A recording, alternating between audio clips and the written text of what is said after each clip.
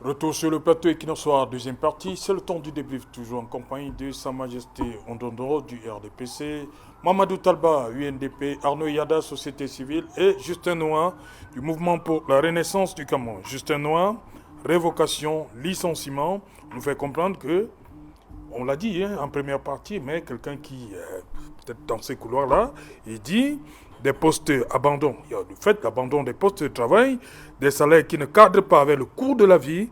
Et en fait, ces 25 000 recrutés, tout le monde, et il parle aussi du manque de suivi de ces systèmes mis en place là, si j'y pèse. Comme a dit Mamadou Talba. Exactement.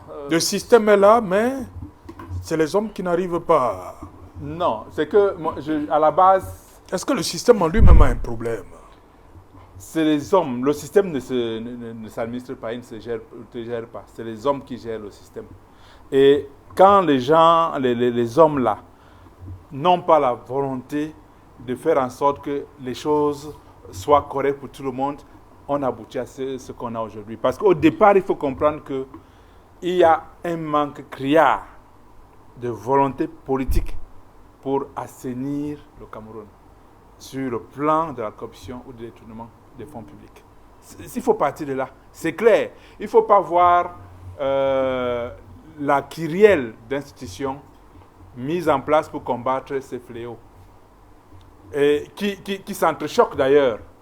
Parce qu'une seule institution serait suffisante pour combattre efficacement ces phénomènes-là. C'est-à-dire corruption ou détournement de fonds. Prenez par exemple le tribunal criminel spécial, où il semble que quelqu'un a refusé d'y aller hier. Prenez le tribunal criminel spécial. Faisons l'analyse. Qu'est-ce que l'État a dépensé pour les différentes procédures qui sont pendantes? Et qu'est-ce que l'État a gagné en termes de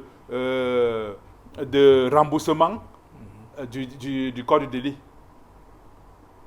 Analysons les chiffres. C'est criard. Ça veut dire que si on raisonnait comme une entreprise, il faut fermer complètement, arrêter le tribunal spécial. Parce que ça ne sert à rien. Ça ne rapporte pas de l'argent à l'État. Au contraire, c'est un gouffre à sous pour absolument rien. Parce qu'il faut voir, les Camerounais ne veulent pas que les gens aient en prison. C'est pas ça. Que les gens soient en Conakry, ça ne rapporte rien. Les Camerounais veulent que ceux qui ont volé l'argent public rendent gorge. Et on n'a pas mis en place un système qui forcerait les gens à rembourser l'argent ou bien à saisir même les biens. Partons de là. Parce que si c'était le cas, il y aurait dans le code pénal un texte ou des articles contre l'enrichissement illicite. Mais il n'y en a pas. Pourquoi? Mais c'est à dessein. J'ai même cru entendre qu'au départ, il y avait cela dans le projet de code pénal et que ça a été retiré plus tard. Pourquoi est-ce qu'on a retiré? Parce que, évidemment, ce serait un attrape-souris. Tout le monde y passerait. Et les hommes d'affaires, et les ministres, et tout ceci. Et parce qu'on ne veut pas que ça arrive. Parce que c'est le sang du RDPC là-bas. Si on arrête ça, eh bien, le RDPC va mourir. Parce qu'à partir du moment où les gens ne peuvent plus voler, ils ne peuvent plus organiser tout ce que l'on voit, ils achètent lors des opérations de renouvellement des organes de base, ils achètent 10 000, 20 000 cartes qu'ils vont distribuer au village et on va dire qu'ils ont des militants.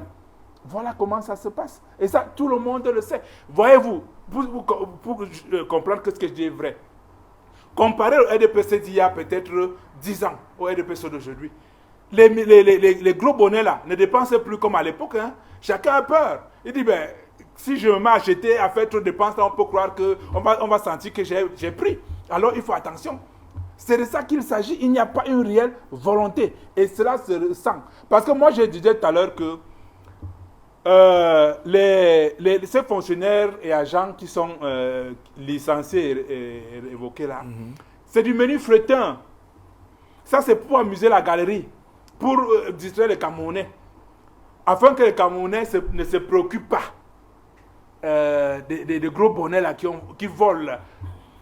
Parce que, imaginez-vous, quel est ce pays-là où la Chambre des comptes Je dis bien, la Chambre des comptes peut rendre un rapport aussi détaillé que celui concernant la Covid. Et que, avec des recommandations bien précises, sur la base des enquêtes bien menées. Et à la fin, rien n'est fait. Nous sommes encore, on nous dit que non, on entend les gens.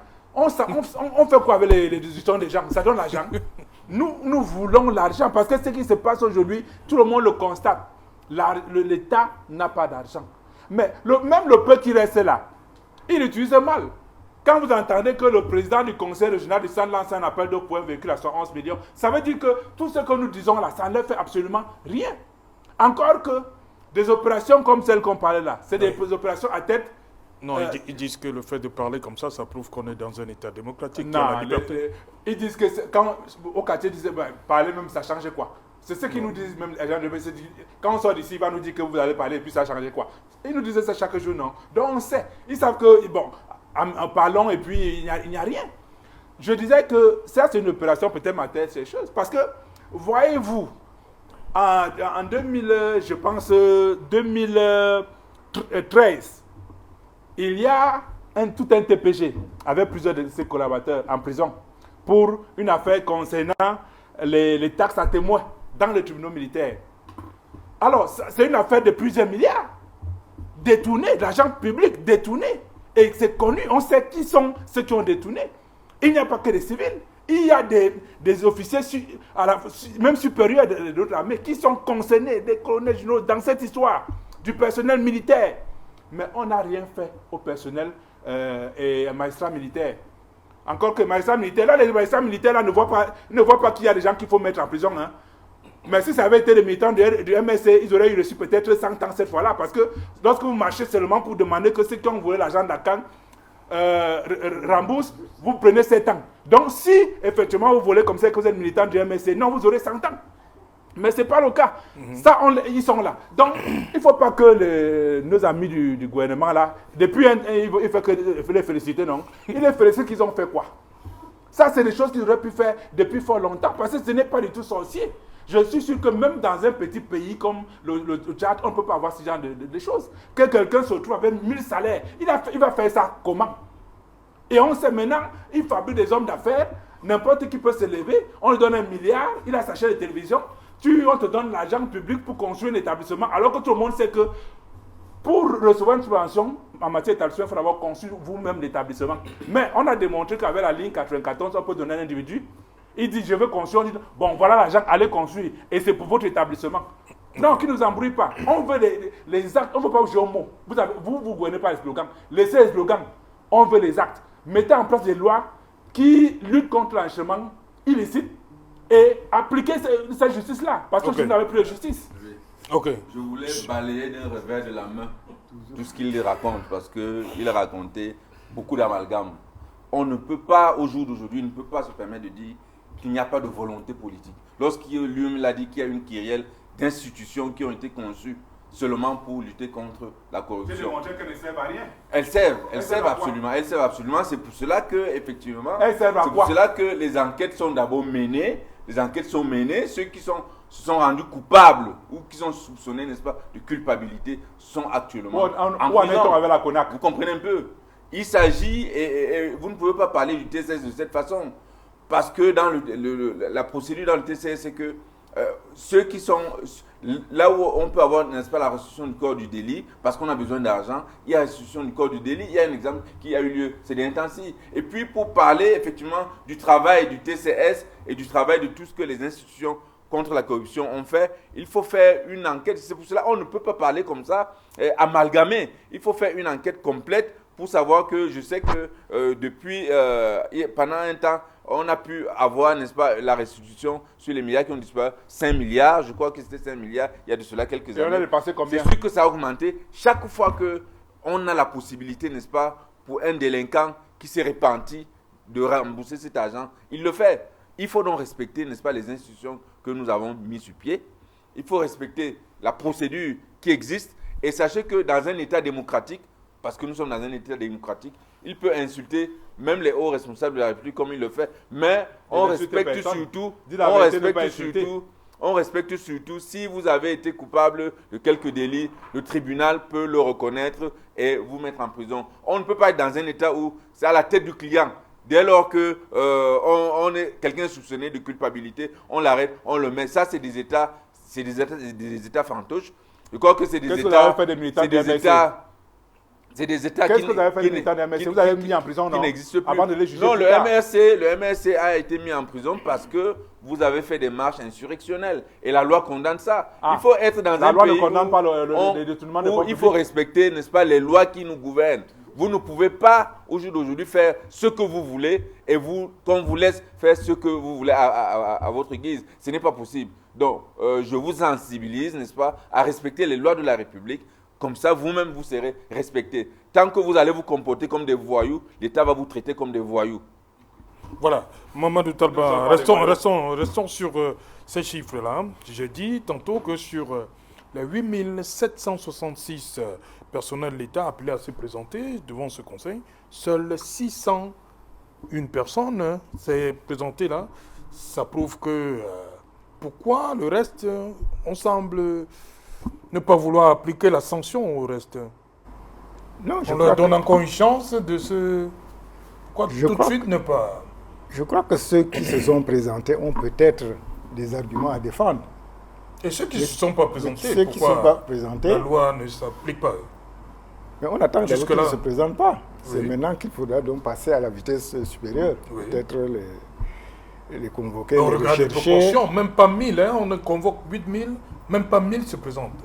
Qui se présentent, il y a un problème. Mais parce que il y en a qui reconnaissent qu'ils ont pris indûment cet argent. Ils attendent donc la phase ultérieure, qui sera peut-être leur condamnation. Il y en a aussi qui sont peut-être décédés, il y en a qui sont même hors du pays, etc. C'est tout à fait normal qu'il y ait une petite minorité qui se soit présentée. Bon, je crois à mon cœur défendant, je suis quand même obligé de reconnaître que dans cette histoire-là, il y a effectivement une insuffisance de volonté politique. Parce que quand une institution comme la Chambre des comptes dépose un rapport qualifiant chaque fait, on ne peut pas comprendre qu'on reste encore 2, 3, 4 mois sans aucune réaction. Ça, en fait, je veux comprendre que le temps de la justice n'est pas le temps de nous autres. Non, ce n'est plus le temps de la justice. Maintenant, c'est le temps de décider qu'on saisisse la justice. Oui. Parce que le rapport est déposé à quelqu'un. Tant qu'il ne l'avance pas, rien n'avance. J'espère que vous me comprenez. Oui. Bon. Et puis, il faut quand même reconnaître que dans tout ce que nous dénonçons ici, il y a un dénominateur commun, c'est-à-dire le manque de moralité. Le manque de moralité, aussi bien au niveau de ceux qui sont chargés de sanctionner que de ceux qui ont commis ces faits-là. Je me souviens, dans le temps, il y a certaines fonctions qu'on ne peut pas acquérir facilement. Je me souviens d'un ami qui est sorti de l'EMIA, il voulait se marier, il a dû attendre plus d'1 an pour qu'on effectue les enquêtes de moralité sur sa belle famille. Il est sorti, il voulait se marier, mais il a attendu plus d'1 an. Je ne sais pas si il y a une seule fonction maintenant où on fait ce genre de...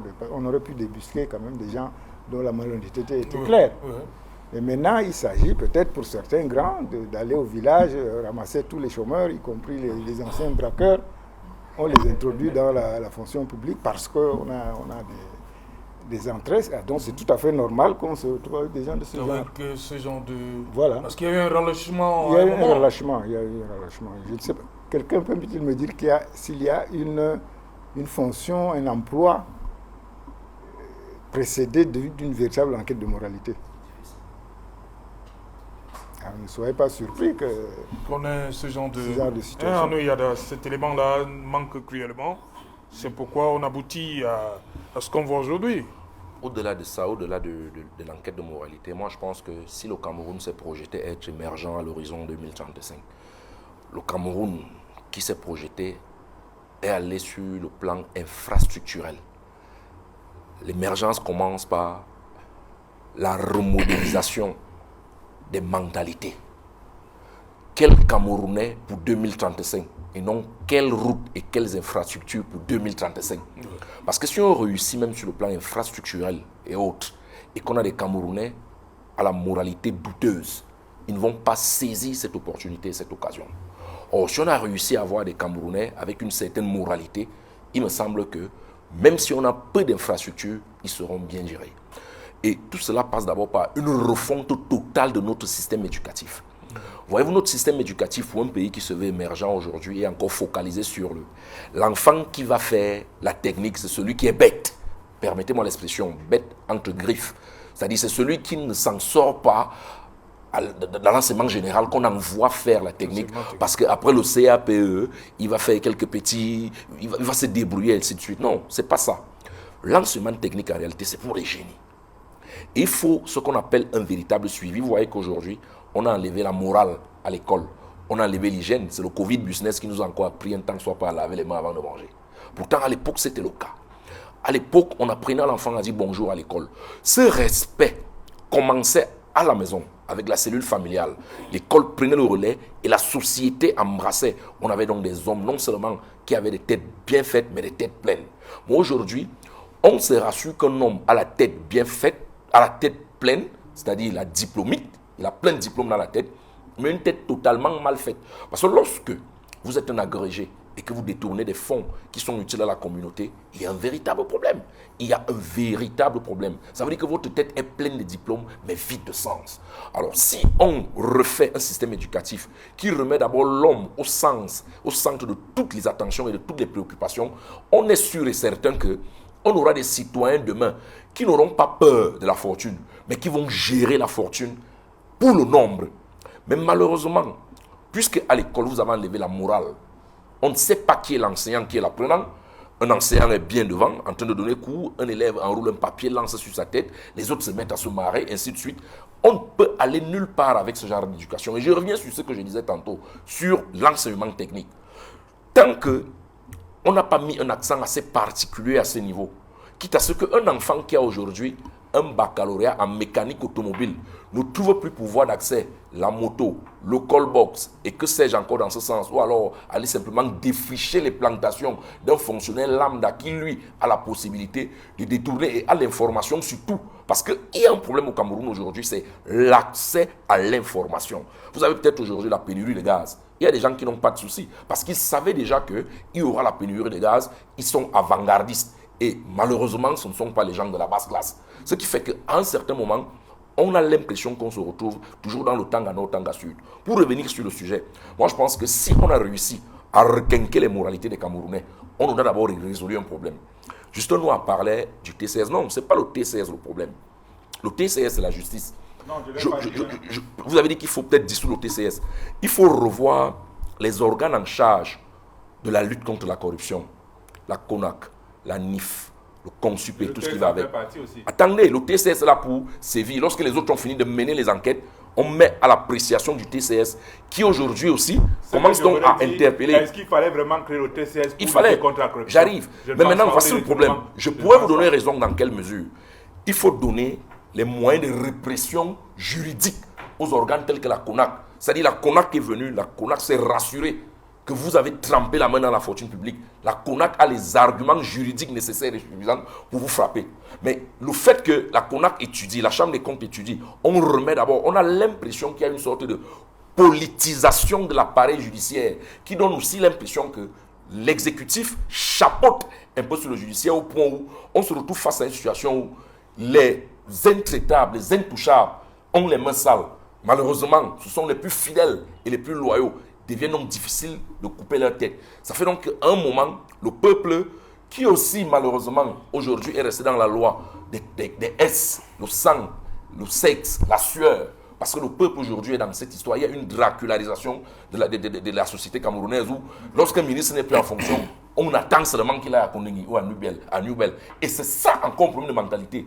Il faudrait bien qu'on arrive à un niveau où un ministre a fini de faire le peu de temps qu'il a fait et puisse marcher librement dans la rue sans que cela n'inquiète personne. On sait que c'est quelqu'un qui a eu la possibilité de travailler pendant un certain temps. Ils sont tellement... Bon, alors maintenant, aujourd'hui, on a l'impression que même les ministres même savent que une fois le décret du 17h a sonné, leur direction n'est nulle autre que... Quitte à ce que même quand celui-là n'est pas poursuivi, quand le même match commence à regarder à gauche, à droite, tout simplement parce que le système est de telle sorte qu'il est difficile que même Jésus-Christ ça me passe de détourner. Parce que c'est ça le problème. Je vais vous prendre un cas très simple. Vous avez un paquet de stylos lorsque vous commencez un travail. Vous êtes secrétaire général d'un ministère. Tout se passe dans votre secrétariat. Tout ce que vous avez à faire avec votre stylo, c'est mettre par exemple la griffe ou signer. Donc l'État sait que les 10 stylos que vous avez là, vous ne pouvez pas les utiliser pendant un an. Si l'année est finie et que vous n'avez pas rendu compte des 6 que vous avez utilisés, des 4 qui sont restés, il y a des détournements de fonds. Mais malheureusement, est-ce que c'est ce qui se passe? Puisque quand moi j'irai voir mon tonton secrétaire général, il va me prendre 4 stylos, il va me donner. De temps en temps, on va rappeler d'autres. Si j'ai pris le cas des stylos à billes, imaginez avec les revêtements, imaginez avec les bons de carburant, imaginez le genre de cas où vous irez chez quelqu'un, on va trouver les bons de carburant à hauteur de 100 millions de francs qui sont même des caducs. Donc il faudrait qu'on sorte de ces choses-là. Et pour sortir, moi je suis de ceux qui pensent qu'on doit commencer par appliquer l'article 66. Avant de venir dans l'émission, j'avais une veste, j'avais une cravate, j'avais une pochette. D'où vient-il qu'après l'émission du loto, avec 30 costumes, même ma femme va me demander, même si j'ai gagné le loto, il y aura un véritable problème. Donc si les gens commencent à déclarer leurs biens et on commence à apprendre ça aux gens dès l'école primaire, que toucher à la fortune publique est un crime et c'est un danger. Puisqu'aujourd'hui, qu'est-ce qui est érigé? Je sors par là. L'indicateur de détournement au Cameroun, c'est le milliard. Donc on parle du milliard parfois comme si on parlait de 1000 francs.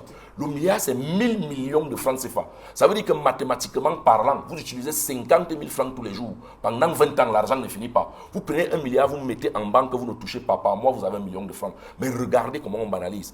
Pourquoi est-ce qu'on met toujours le Camerounais face à la tentation où il doit manipuler même les espèces? Il faut automatiser le système, quitte à ce que lorsque vous avez eu une fût que l'intention de détourner, l'appareil se grippe. Et ça se resserre contre vous. Je pense que, partir de ces exemples-là, on aura résolu peu de problèmes et beaucoup plus au même moment aussi. Voilà, ces problèmes, parmi les problèmes, Sa Majesté, il y a justement ces complicités. On n'en a pas beaucoup fait allusion, ces complicités en interne dans cette chaîne de gestion du fichier solde. Oui, généralement, lorsqu'il y a une enquête, effectivement, tous ceux qui ont été d'une façon ou d'une autre, qui ont empiété sur la loi ou sur les règlements, sont généralement interpellés et mis à la disposition de la justice. De la justice, pourquoi? Parce que c'est le seul corps spécialisé qui peut juger complètement, parce que ça appartient, n'est-ce pas, au pouvoir exécutif. On ne peut pas, au jour d'aujourd'hui, comme le disait mon prédécesseur, que la CONAC donnait la possibilité à la CONAC, n'est-ce pas, de judiciariser, n'est-ce pas, les délinquants.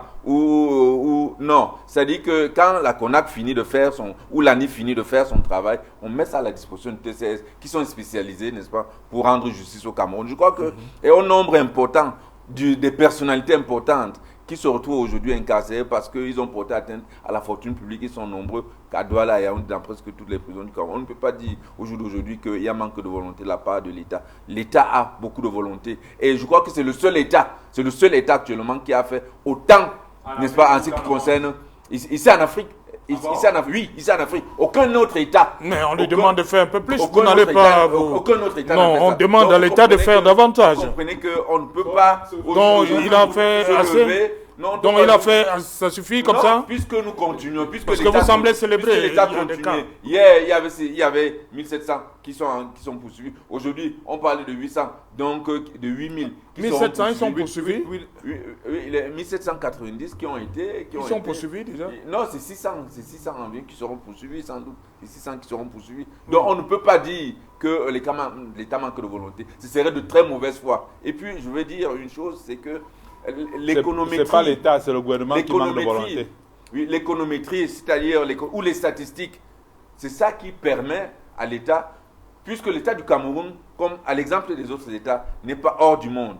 L'État du Cameroun doit fonctionner comme les autres États modernes. Et nous fonctionnons sur le plan interne. Nous avons besoin de maîtriser la masse salariale pour être un État debout. Et sur le plan des relations bilatérales que nous avons avec les organisations comme le FMI ou la Banque mondiale, avec qui nous avons des traités qui demandent qu'il y ait n'est-ce pas, la maîtrise de la masse salariale, non seulement la maîtrise de la masse salariale, mais également la transparence des comptes publics, puisque nous avons pris l'engagement de faire, n'est-ce pas, des comptes publics. Je crois qu'il faut déjà accepter ce qui va se passer et respecter, n'est-ce pas, les différentes évolutions que nous faisons, n'est-ce pas, au niveau de l'État du Cameroun, en respectant toutes les mesures d'assainissement des mœurs publiques et Merci. À ne pas dénigrer, n'est-ce pas, ce qui a été fait. Merci. Mamadou Talba, bonsoir. Votre mot de la fin? Vous Bon, espérez que d'ici quelques années, on ne va plus entendre parler de ces fonctionnaires effectifs? C'est faisable? C'est imaginable? Je crois que nous sommes au pied du mur maintenant. Je crois que cette fois-ci, je pense qu'on va aller jusqu'au bout parce que nous sommes pressés par beaucoup de besoins. Oui. Les bailleurs de fonds internationaux réclament leur dû. Je crois que c'est l'un des points les plus importants. Et les fonctionnaires commencent à parler de revendiquer leurs biens pour certains, solliciter une amélioration de leur rémunération pour d'autres. Mais dans ce qu'a dit M. Ondondon, je crois que j'ai cru entendre qu'il a dit que la NIF et la CONAC, ils n'ont aucun rapport avec le TCS. Leurs documents sont remis à quelqu'un qui peut ne pas les remettre au CTS. C'est là le problème. Et avec les pressions que nous connaissons, peut-être que la personne veut bien, mais qu'il n'en a pas les moyens, parce qu'ils sont en politique. Donc ceux-là, quand ils ont fini leur rapport, ils les remettent au président de la République, qui prend son temps, qui peut même décider qu'on n'en parle pas. Parce que, vous savez, avant même l'affaire de Covid ou autre chose, les 94, 65, etc., il y avait le problème de la canne. Là aussi, rien, probablement parce qu'au moins cette fois, c'est notre argent à nous.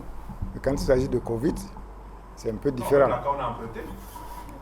Ouais, 3 000 milliards, là c'est même plus, hein, c'est trop grave. Mes camarades sont en prison pour ça, c'est trop grave. 3 000 milliards. Ils ont demandé que ceux qui ont volé les 3 000 milliards rendent gorge. On a donné 7 ans de prison. Oui. Parce qu'ils ont demandé ça, 7 ans de prison. Mais ceux qui ont volé les 3 000 milliards sont dehors. Ils nous narguent même. Il exige des explications. Ok. Contrairement aux autres. Nos camarades sont en prison. Eux, ils n'ont pas besoin d'explications, ils ont besoin de la liberté. Parce qu'ils n'ont rien fait de mal. Ceux qui ont fait du mal aux Camerounais sont dehors. Ils nous narguent. Merci. Ils achètent des voitures à 111 millions. Voilà, merci Arnaud Yada. 30 secondes, on sort. Oui, moi je pense que... Je n'ai pas fini. Je voulais rappeler rapidement dire. Il a mentionné quelque chose d'important. Il a dit qu'il a l'impression qu'il y a politisation de la justice. Non, ce n'est pas qu'une impression. Les derniers développements nous ont montré que la justice est sous la coupe de l'exécutif. C'est-à-dire que, mieux, c'est l'exécutif qui décide pour la justice. On a vu avec les publications des lettres des ministres, venant du ministre de la Justice ou du secrétaire général de la présidence. C'est de ça qu'il s'agit. Donc, par exemple, nos camarades qui sont en prison, ce n'est pas une décision de justice. C'est tout simplement l'exécutif qui a décidé qu'ils soient en prison parce qu'il demandait que ces exécutifs-là rendent gorge des milliards qu'on a empruntés et qu'ils ont volés. Ils seront même au tribunal à la cour d'appel demain pour ça. Est-ce que vous saviez ce qui s'est passé la dernière fois à la cour d'appel? On dit que non. Et on a servi les documents le dimanche. De vous à moi, la justice fonctionne le dimanche dans ce pays. Bon, ça a fonctionné à Baossam parce qu'il s'agissait du MSC. Oui, à Baossam, ça a fonctionné même le dimanche. Hein, parce qu'il y avait... Le juge attendait le référé de la heure, mais parce qu'il s'agissait du MSC. Tout le monde sait que le référé de la heure au Cameroun, c'est comme une affaire ordinaire. On renvoie de mois en mois, pas de heure en heure. C'est de ça qu'il s'agit. Merci. Donc c'est une justice qui est carrément sous la coupe de l'exécutif. Arnaud Yada. Moi, en tant que jeune Camerounais, je ne suis pas défaitiste. Je pense que petit à petit, les choses sont en train de s'améliorer dans le sens positif. C'est vrai que c'est encore dû au regard des frasques du passé. Je suis de ceux qui pensent que d'ici peu, il va arriver un moment dans ce pays, quand on vous dit vous êtes ministre, vous commencez à paniquer. Parce que ça ne sera plus un poste couru. Ça sera un poste non seulement des méritants, mais de ceux qui vont véritablement aimer le Cameroun, c'est-à-dire les gens qui ne vont plus remplacer leur cœur par des coffres forts. Parce qu'il y a des gens au Cameroun qui ont remplacé les cœurs par des coffres forts. Au lieu que ce soit le sang qui circule, c'est les billets de banque qui tapent à l'intérieur, pap. Donc, dès qu'on le nomme l'esprit, c'est seulement de se remplir les poches. Moi, je suis donc de ces Camerounais-là qui espèrent. Et je sais que les choses iront dans le sens positif. Voilà, merci cher monsieur d'être venu. Merci Sa Majesté. Merci à vous également. Mamadou Talba, voilà, merci. Arnaud Yada, merci d'être venu. Secrétaire général adjoint du MRC. Justin Noir, merci. Merci, vous avez déjà le message est passé, vous l'avez déjà dit. Madame, Messieurs, on se retrouve demain, ici sur le plateau à partir de 19h pour un autre numéro et qu'il en soit. Bonsoir, Yaoundé.